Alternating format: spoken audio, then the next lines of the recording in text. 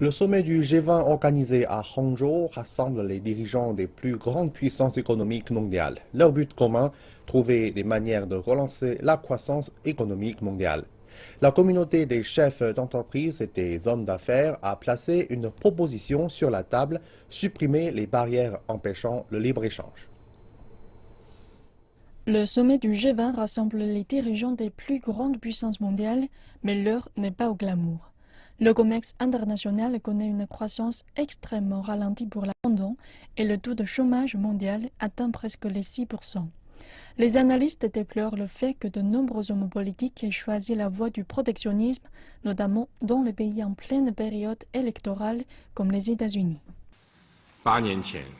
Il y a 8 ans, nous traversions le pire de la crise financière internationale. Les membres du G20 s'étaient rassemblés dans un esprit d'unité et de partenariat. L'économie mondiale était au bord du gouffre et ils l'ont remise sur la voie de la stabilité et du rétablissement.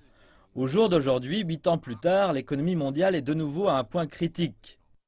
Un jour avant l'ouverture, les dirigeants d'affaires issus des 20 plus grandes économies mondiales ont soumis leurs recommandations aux dirigeants politiques. Selon eux, le plus urgent est de supprimer les mesures protectionnistes qui entravent les mouvements commerciaux et d'utiliser l'innovation pour relancer la croissance. People don't like globalization.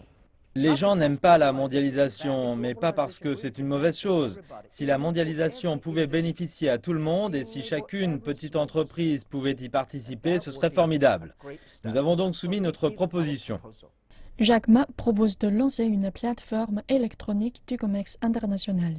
L'objectif est de permettre aux petites entreprises de pouvoir commercer via les plateformes de e-commerce. Ce n'est que l'une des recommandations formulées par les hommes d'affaires pour fonder une marque chinoise. China's economy has been developing.